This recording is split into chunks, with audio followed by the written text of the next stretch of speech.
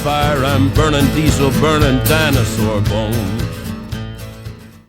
Hey, you guys remember that super awesome fancy pants electric Japanese built in-tank fuel pump that I put in FrankenTruck? This fuel pump. I think there's a part number right there, but this thing's supposed to be 80 gallons an hour. Whoa. Huh. Yeah.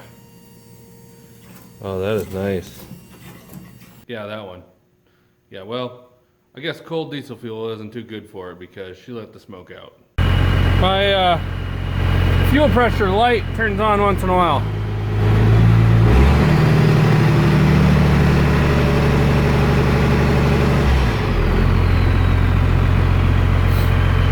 Which I think is set at, it must be set at 20 pounds or maybe just under. Oh wait, that might be a like a 12-pound one. Guess it wasn't that fancy. So I'm gonna steal one off this 6-liter frame. I don't remember what year it is, but I'm gonna steal that guy off there. They support the horsepower that Cummins is pretty much at right now already, out of the box. You know, that's the factory horsepower for, I don't know, 03 or 04 or whatever, 6 liters. So it should support my Cummins, and if I turn it up a little bit, they turn them up. They run 100 plus more horsepower, same fuel pump, so it should be good to go. So I'm gonna pull this off here now. Okay, JC Smith.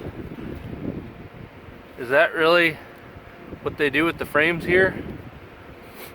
So is this frame the same all the way back up to here for like 2-wheel drive or 4-wheel drive, or is it is this for like maybe a gas versus diesel that they changed something here? I mean, why do they have this? You know, it's welded there, but they've also got a kind of a dual frame deal going on here. Why would they? Sorry. Why would they do that? What's the story there? I'm just interested. If you're interested in lots of Ford or truck projects in general, check out JC. His channel, I'll put a thing up here. He's always working on, I mean, you never know what he's gonna be working on. Anyways, got my fuel pump out. Now, just gotta figure out how to make it work on FrankenTruck.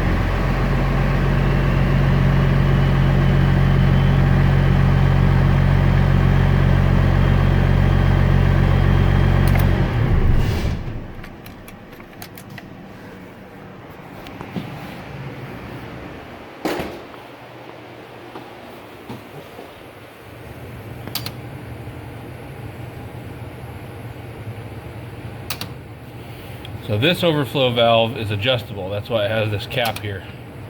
So I can take that cap off. And it's just a flathead screwdriver. And I can turn the pressure up. So that 6-liter pump, I think is supposed to operate somewhere around like 60 PSI is what the primary side of the fuel system runs at. So that really should be no problem trying to make the 30 or 25 or whatever I've got it set out on here. So I need to reinstall a gauge here, see where I'm at. And that's my, I don't know, I'll have to look up the pressure on it again. That's my light switch, fuel pressure light switch. And I'll probably replace this sending unit with just a pressure transducer, just like what I put for the boost gauge.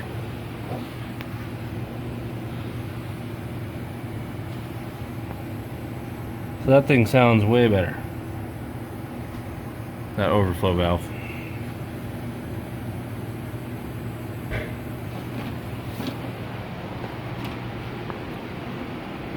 Well, that's good news.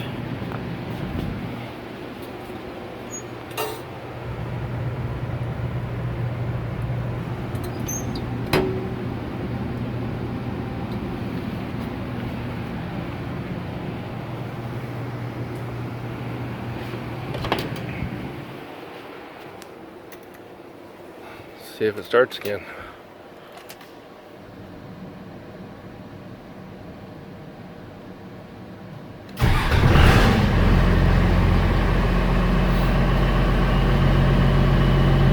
Yeah, buddy.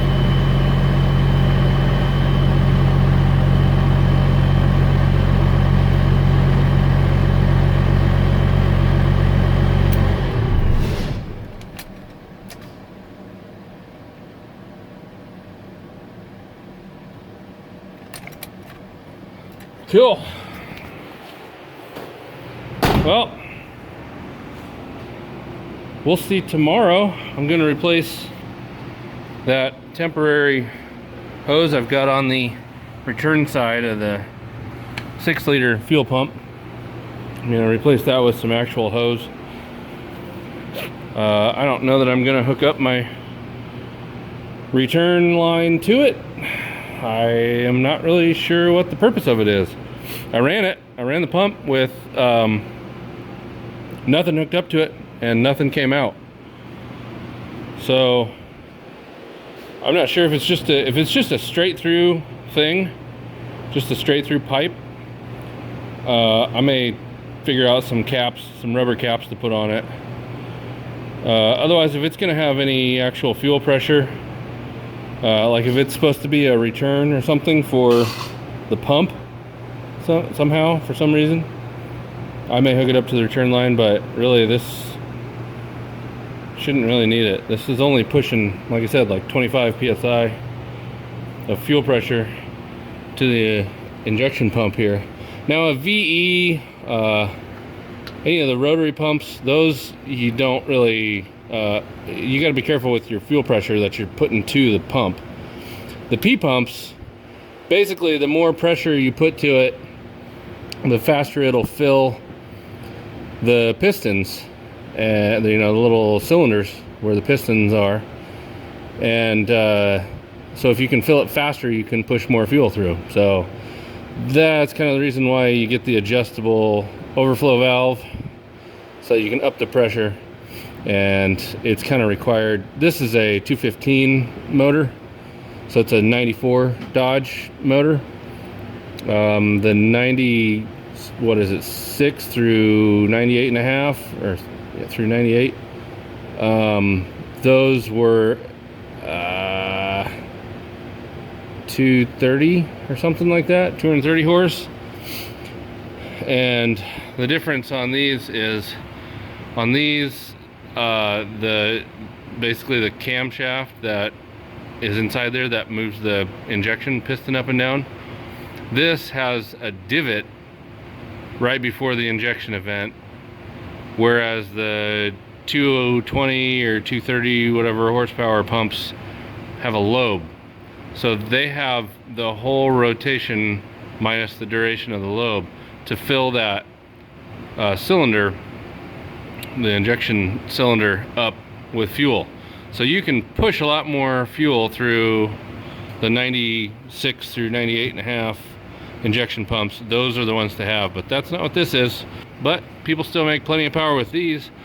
Put new delivery valves in here, new injectors, you know, bigger injectors, and like I said, up the pressure to the pump itself, and you can make quite a bit of power out of these. So I have not done any of that. I have removed the fuel plate under the AFC housing. I have done the washer modification to the diaphragm in the AFC housing. I have moved the AFC housing all the way forward. So basically that rack has nothing getting in its way until it either runs out of boost or until the AFC housing hits it. And you can even grind the little tang off the AFC housing, the little arm in there. You can even grind that down too. I guess it goes this way to let the rack move even further. But I have not done that. I'm not looking for black smoke. I don't want to roll coal with this thing. I just want power. And you know, these things, they were pretty underrated, especially in, you know, 94. So they were capable of a lot more power than what they actually put out. So I would be fine with you know, 400, 450. And I know for that I'll probably need injectors and delivery valves, but other than that, oh, and I'll probably need better exhaust. I'm still running the stock 3-inch exhaust, but if I run 4-inch, I can probably hit that mark. And past that, I'll probably have to upgrade turbos, which I kind of want to do anyways. This thing's a little laggy, and they've got some really nice turbos out now that eliminate a lot of the lag and make way more boost. Well, anyways, that's it for now. Thanks for watching. Do what you need to do with the likey and the subscribey and the notifications and all that, and have a good one. Thanks for watching.